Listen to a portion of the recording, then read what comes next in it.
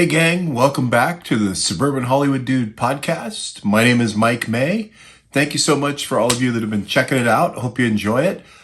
Today, we're going to do our part 2 of our interview with Bradford May, my dear cousin slash brother slash cinematographer slash director slash all-around good guy. Hope you enjoy it. I want to talk about one specific show that I know there's a lot of stories from, so I'm going to hit on that one. Sure.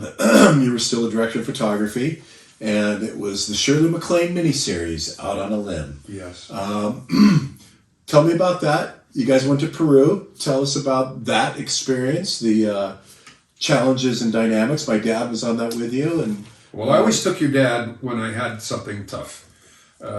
He first started with me on a Twilight Zone show called Grandma, which was my first directorial assignment. On the Twilight Zone, I had done Friday the 13th in Canada, but that kind of catapulted me at that point.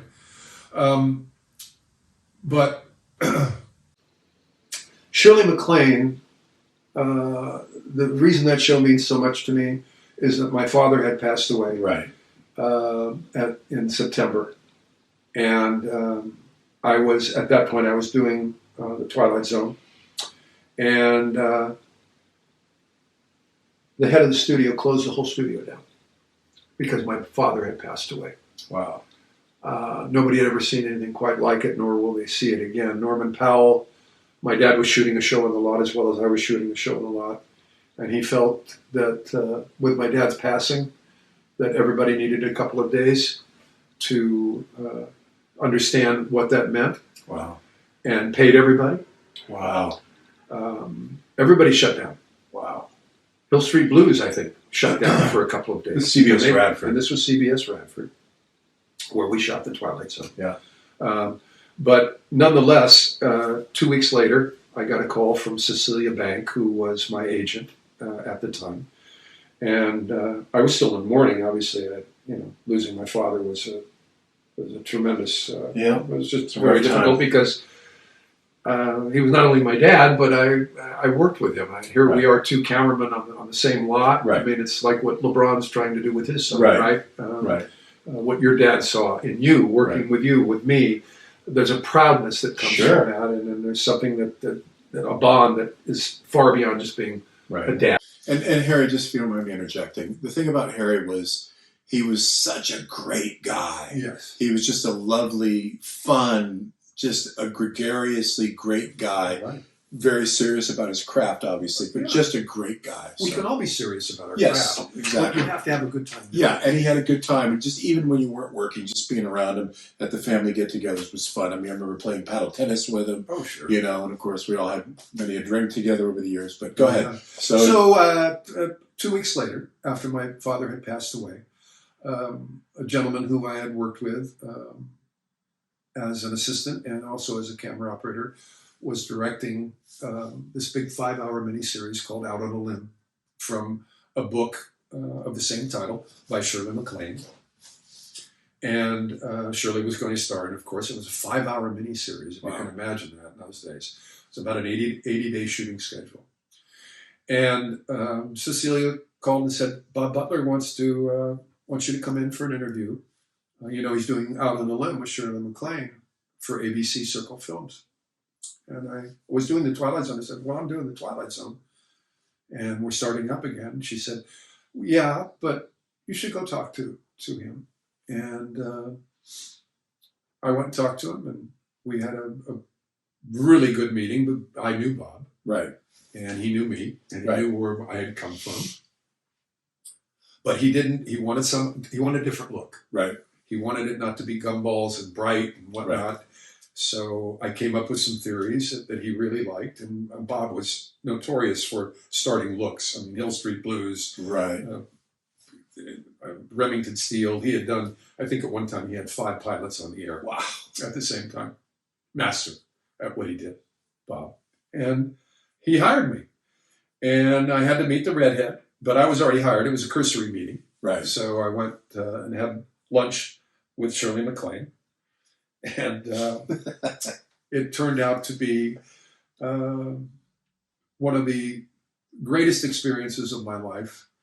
We shot in 6 different countries. I took a lot of my boys with me, and they will look back, even if you see, any of their things that come in on Facebook now and then, what that meant to do that movie. We were in Peru, obviously, and it was part of her life, And, Sure. 5 hours was huge. I couldn't have been more excited. I left the Twilight Zone. I didn't want to, but I guess it was time. I'd done some 45 episodes, and with Shirley MacLaine, I guess one of the greatest stories that we can tell is that we left Peru to go to Machu Picchu, which is about a 9-hour train ride from Peru. 9-hour train ride. 9 hours, and this is not a bullet train. This is a train that's wobbling on the tracks, and we're heading up to Machu Picchu. And this was the same day we arrived. I do remember ABC and Dennis Judd, who was the production manager, being a little nervous because we were never off the clock. From the time that we flew, that we got there, we took the train ride to Machu Picchu. Wow. So everyone was still on the clock. Wow. And we were into forced calls and all sorts of weird things. But probably one of the greatest stories told for that 5-hour miniseries was that your father,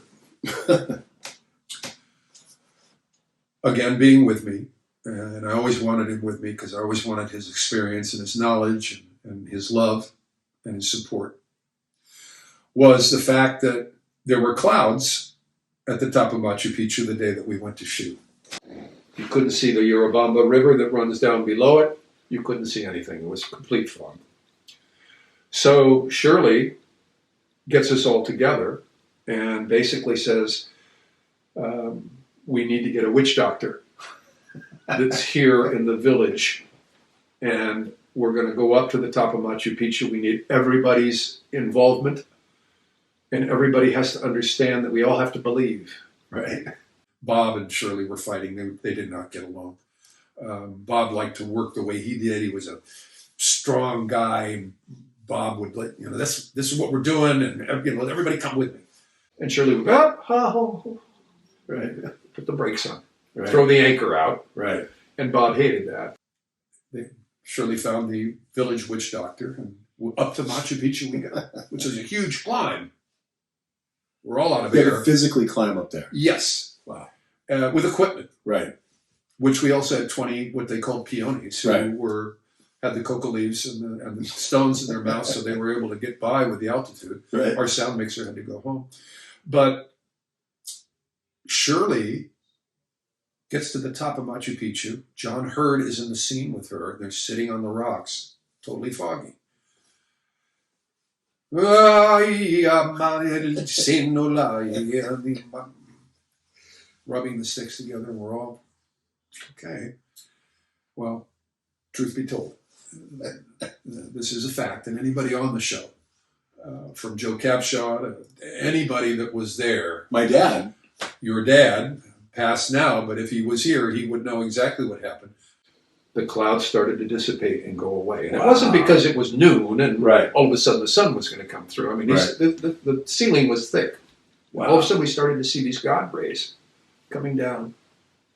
And I haven't slept in like 48 hours, but there were earlier times where I hadn't slept in 48 hours, but I was on something to do it. This was all passion of going up there and being able to shoot Machu Picchu and part of our show. Right. And the clouds go away. And Shirley starts to, and we're, God almighty, Shirley, and the medic runs over. Your dad goes over and holds her because she's going to fall off the rock. And he, come here, redhead. And he's holding her. And she says, Tommy, just continue to hold me down there. Can we tighten the shot a little bit and we'll do the scene? We're going to do it. She all of a sudden got better. We shot the scene. The clouds came back. Wow.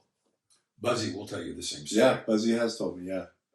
It was like nothing that we had ever experienced in filmmaking before. We're at the top of Machu Picchu, which is about 14,000 feet. Right. Very hard to breathe, very hard to work. I know Buzzy collapsed a couple of different times carrying the camera. Right. You know, Panaflex on sticks. Yeah. No easy situation, especially at that height.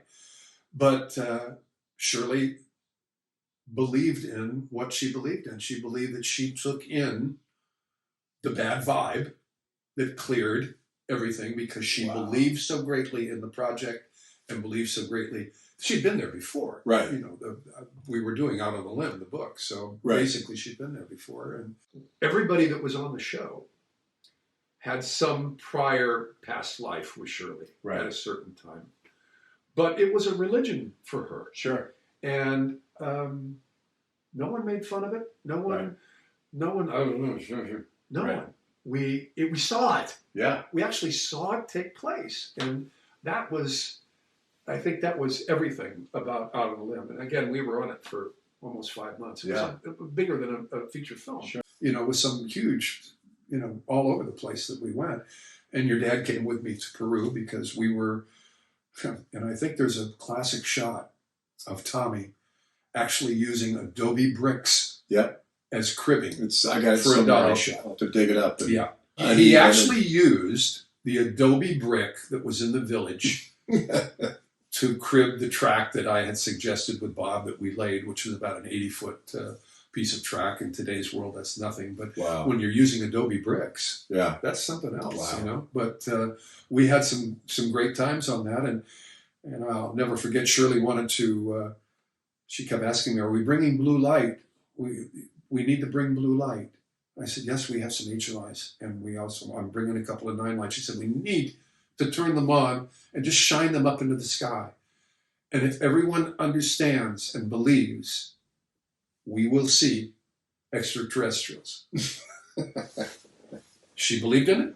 Yeah. We put the blue light up there. That did not occur, but you can't get everything you want. We did believe in it, and you know, I never looked at her and said, "Oh, what are you talking about?" Right.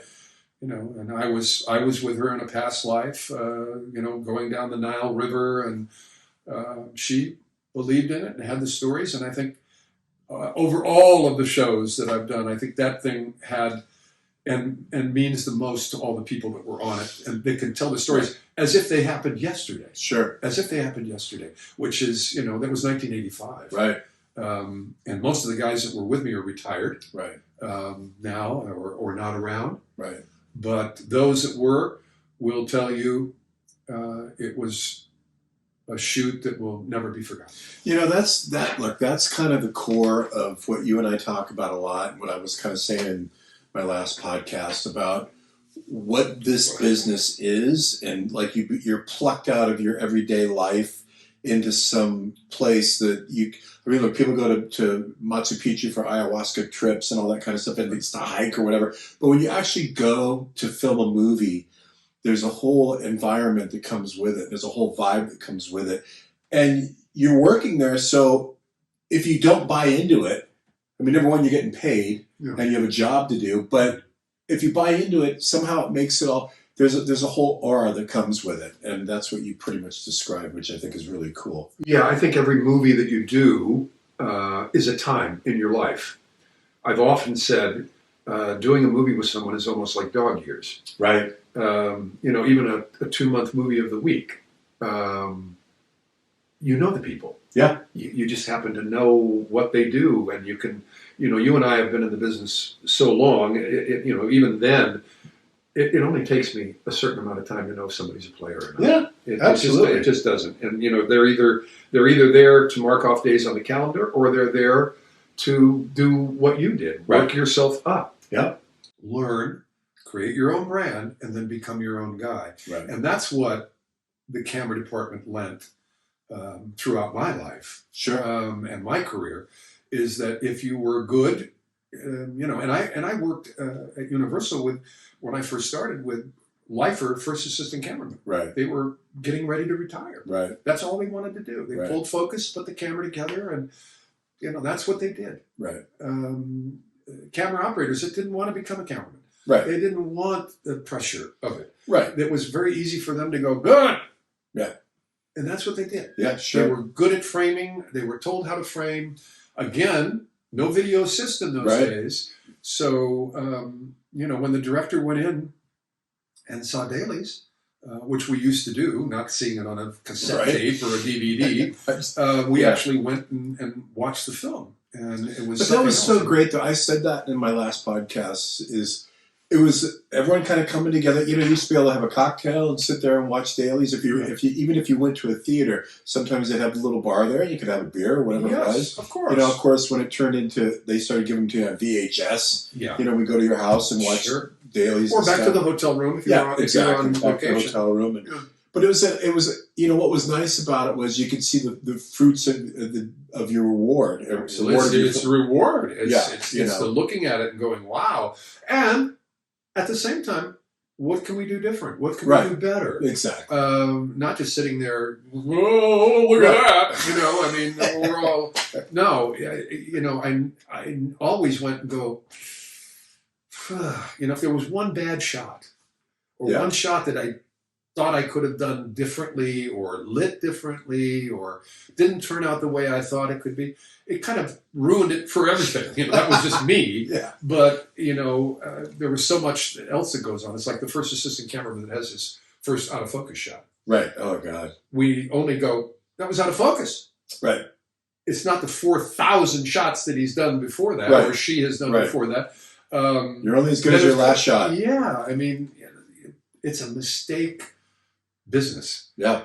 You can make so many mistakes Yeah. because of the nature of what it is that you're trying to The accomplish. fucking challenges and, oh my God, the stuff that, And you're working long, long hours. Oh. It was nothing for us on the Twilight Zone because they were their own individual sets and the director only came in for 2 or 3 days. And we really knew nothing about how they were all going to fit in an hour form. Right. So Phil DeGuerre would cut them down so that one would be an 8-minute one would be a 12. I remember we did that one that was like, I think it was probably a 10-minute episode. Just a 10-minute episode or something,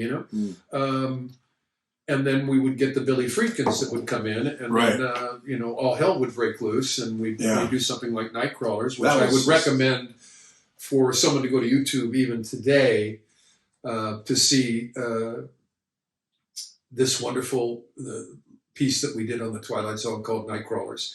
It is, again, besides Out on a Limb and some of the other things that I've done, and I won't go into all of it, that to me, when working for Billy Friedkin on that particular episode, because he had done The French Connection and The Exorcist, that I had such admiration for him. And here I'm DPing for him, even though I was put on by the studio and the network. And his first movie was The Beat Goes On with Sonny and Cher. Right. And my dad was a key grip on it. Right. Well, he knew Tommy very, very, very well. Yeah. And Billy was a master. It's also something that I took from my brand was that nothing is a grab.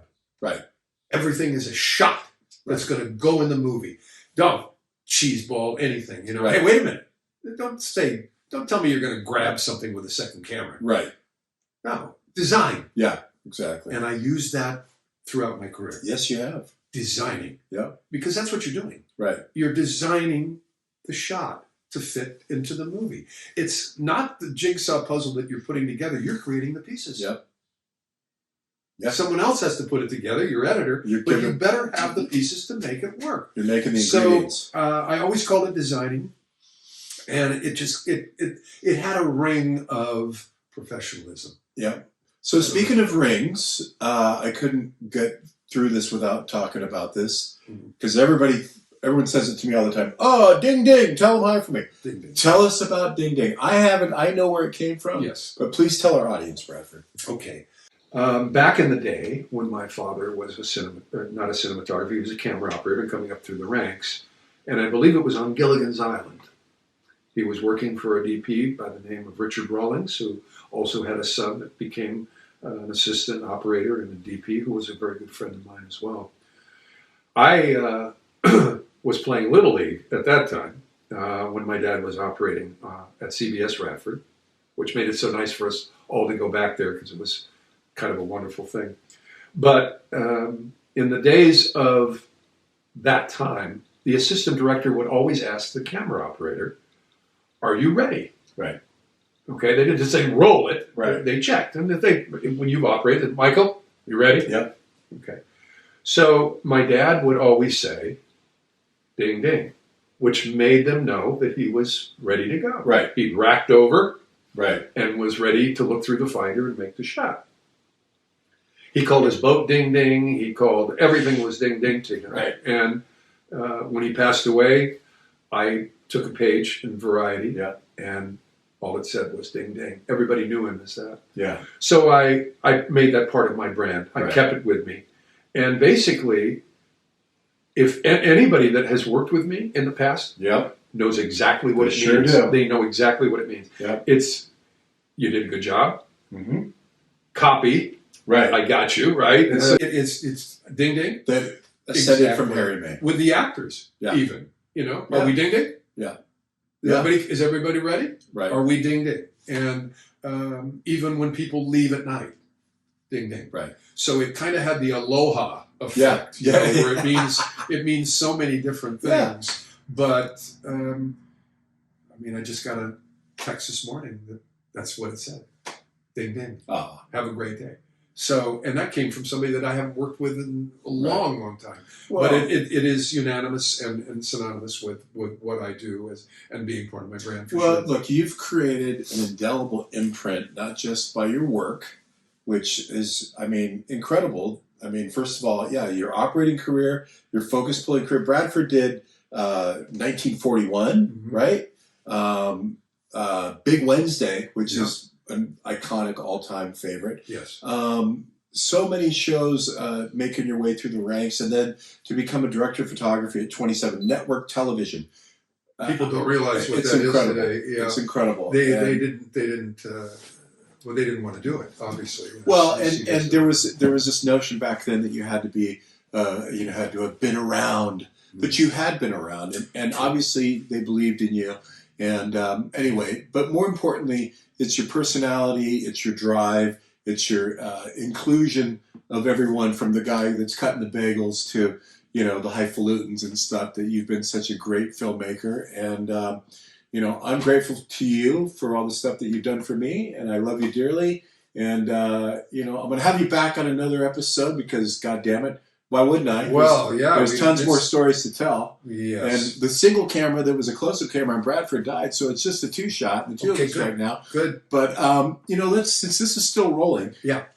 tell me about this camera, because this was in the family. This was Harry Zeri. Right. And Harry you TC. kept it good here. I had did. Mark did the Mark Panamount. Calici Mark Calici did the God rest his soul. Yeah, he put in the Panamount on it. This was one of my dad's first cameras that he purchased, and we put the new flatbed on and everything. This is what was used On those commercials, did you guys? commercials. It was and a turret mount back then. handheld. It was when it held 3 lenses. Yes. Yeah. It had 3 lenses on it. Nobody uses it anymore, of course, but we will always know it as Harry Zeri. That's right. We used it a lot, Yeah, didn't we? yeah. It was our second camera in a lot of ways, because when Michael was assisting with me, as we closed this thing down for at least this particular episode, he only had one assistant with him. So when Jay went to load, Jay Hager. you were alone. Yeah. Marker! Oh, God. Come back in. Well, So we didn't have 2 cameras. We didn't have a situation where I had another operator just sitting around and Right. another assistant and another second, Right. which we had, and JAG and all Right. these things. You had full blown. Right. But this thing right here would always be the go-to for the camera stunt or whatever we had to use it for, and it did such great work. And Yeah. I'm glad that it's still Solid here machine. and still doing its thing. Yeah. I still wish film was still running through these things. You know what? If we had to go out and shoot something tomorrow, we had the film, we could plug that in and go. We could. It's That's what's so wonderful about what we're doing today in filmmaking. And I do appreciate that you're, seeing these people that mean so much, not only to you, but to the business, and that you've taken the time to try to put this together, Michael. I love you with all my heart. You know what? People ask, thank you, and I love you too. Everyone asks me about you, and I thought, what a better way to let people know how you are. I'm by doing good. Kind of going down the whole thing. But I'll leave this last little thing, these mugs right here, kind of an important family heirloom. Our grandfather, Cecil May, was a grip. which is how his dad and my dad kind of got into it. Sure. He was a grip on a movie with John Wayne called The Quiet Man.